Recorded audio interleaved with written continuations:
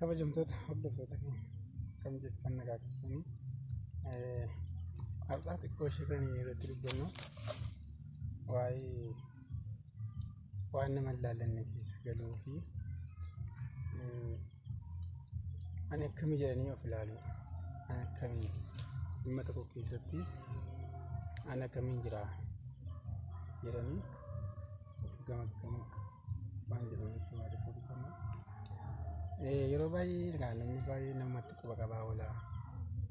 Abaluu kan akkasii, abaluu hattuudha, abaluu nama mataa, abaluu hojjetaa oola jedhee cubbuu namaa gurguddaa lakkaa oola. Yakka namaa lakkaa oola. Kanaafii garuu namni baay'een immoo kanaafii ani akkam ilaala. Yeroo ani abaluun wayii abaluu akkasii gaafa jiru ani immoo ofii kootii hoo waan jiru ilaalu jechuudha. Kana immoo beekuutu murteessaadha. Namoonni baay'een namatti murteessaa oolu. Abaluutu kana balleessee badiin kun abaluun bira jira jedhanii yeroo baay'ee namatti murteessaa oolu. Murtee umrii guutuu, murtee walakkaa waggaa, murtee ciccima ulfaata murteessaa oolamu. Haa ta'u garuu namatti murteessuudhaan dura immoo of ilaaluun murteessaadha jechuudha. Fakkeenyaaf atis waan sitti murteessisuu danda'u tokko baattee namatti murteessita yoo ta'e kun sirrii miti.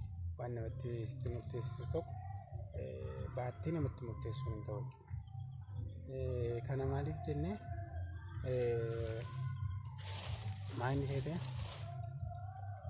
yeroo baay'ee seenaa tokko ni dubbadha. Seenichi maal ture seete? Bara durii jedhama. Bara durii faarmaasistii tokko yookaan namticha mana faarmaasii qabu tokkotiyyuu jira ture. Mana qorichaa sana keessatti sharariitiin argamte.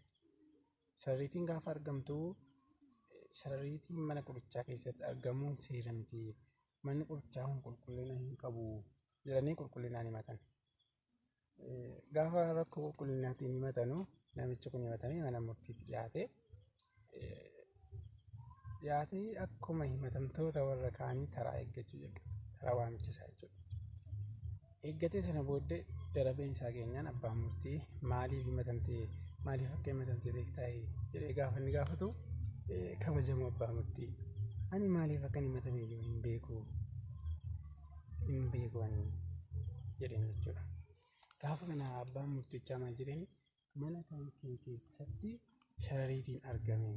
Mana kan kee keessatti sharariitu argame. Mana qorichaa keessatti immoo sharariitiin argamuu jechuun manni sun akka waan qulqullina hin qabneetti waan ilaalamuuf kan sirrii miti jedheen sharariitii beekta miti jedheen. Sana booda himatamaan kun maal jedhaa? Kabajamoo abbaa murtii lakkisaa ani sharariitii waan jedhamtu kanas hin beeku jedheen jechuudha. Yeroo inni akkas jedhu himatamaan tokko duubarra kan turetu ture. Himatamaan sun maal godhe? Fuulduratti darbee